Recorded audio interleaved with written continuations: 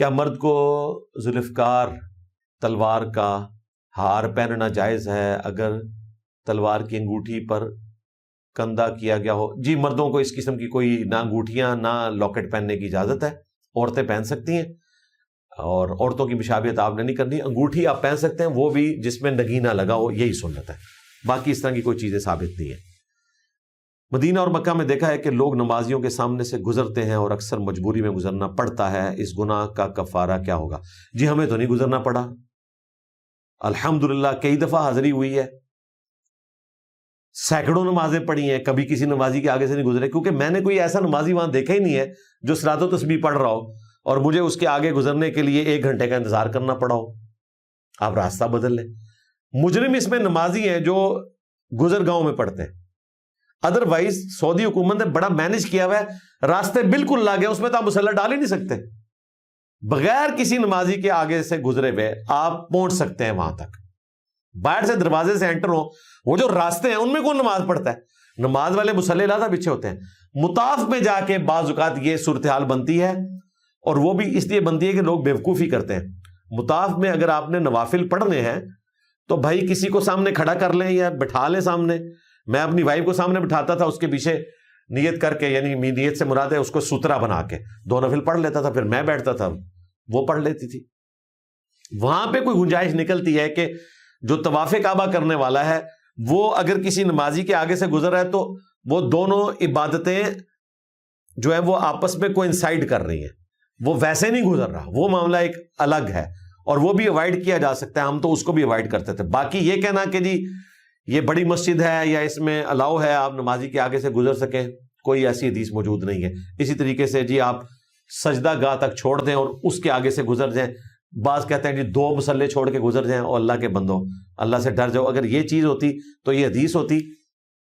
بخاری مسلم میں کہ اگر نمازی کے آگے سے گزرنے کا گناہ معلوم ہوتا تو لوگ 40 تک انتظار کرتے۔ اب وہ صحابی یا تابعی کہتے ہیں کہ میں بھول گئی ہوں کہ وہ 40 سال تھے، 40 مہینے تھے، 40 ہفتے تھے یا 40 دن تھے۔ وہ 40 سال تھے بھائی، اور ابھی بھول گیا، لیکن ابن ماجہ میں طریق موجود ہے، اس میں 40 سال کے الفاظ ہیں، لہذا جو بخاری مسلم میں وہ راوی بھولا ہوا ہے وہ 40 سال ہے۔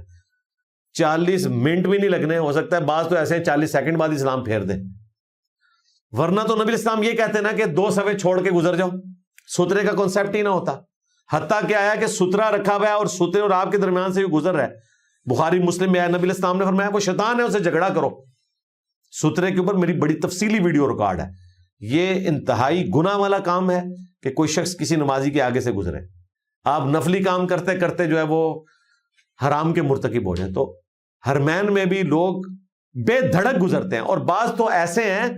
جو سجدہ گاہ کے بھی اندر سے گزر جاتے ہیں، کہتے ہیں جائز ہے، اور لیکن عربی نہیں گزرنے دیتے، وہاں عربی فوراً ہاتھ رکھتے ہیں، کیونکہ نبی اسلام فرمایا شیطان ہے، اسے روکنے کی کوشش کرو۔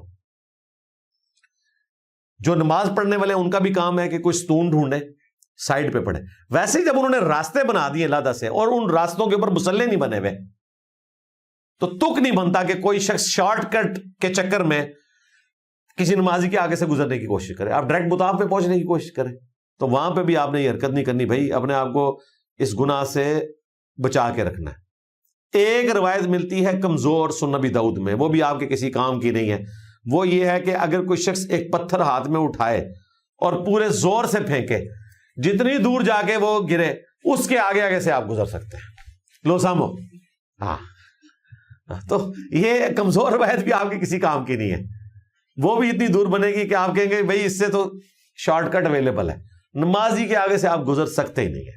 اور نمازیوں کا بھی کام ہے کہ وہ اپنے سامنے سترا رکھیں۔ اس حوالے سے میں اہل حدیث کو کریڈٹ دوں گا کہ ان کی مساجد کے اندر سترے کا اہتمام کیا جاتا ہے، لکڑی کے، اس طریقے سے بعض اوقات لوہے کے پائپس کے بنا کے سترے رکھے ہوئے ہوتے ہیں، پوری پوری شیٹس رکھی ہوئی ہوتی ہیں تاکہ نمازی اس اعتبار سے اہتمام کر سکے۔ اس میں نے ایک مشورہ یہ بھی دیا تھا، ہمارے آفس کی مسجد میں یہ انہوں نے مینج کیا کہ مسجد میں انہوں نے دونوں جو ایکسٹریمز ہیں نا دائیں بائیں، اس میں چھوٹے چھوٹے راستے رکھ دیے 2-2 فٹ کے۔ اس کا فائدہ کیا ہے کہ سلام پھیرنے کے بعد جن لوگوں نے آفس واپس جانا ہوتا تھا، اب وہ پیچھے دیکھتے تھے کہ پیچھے 2-3 صفحے جو ہیں ان میں سے کئی لوگوں کی رکھتے رہ گئی ہیں، تو ان کو انتظار کرنا پڑتا تھا۔ تو انہوں نے کیا کیا کہ دائیں بائیں 2-2 فٹ کا راستہ چھوڑ دیا، اور جو پہلی صف ہے نا اس کے آگے تھرو آؤٹ سترا رکھا ہوا ہے انہوں نے،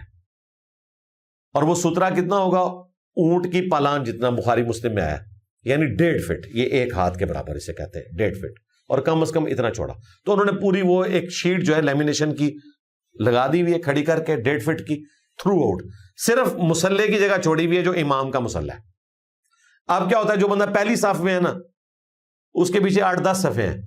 اور آخری 2 صفوں میں ایسے نمازی ہیں جن کی رکعت چھوٹی ہے اور وہ پڑھ رہے ہیں،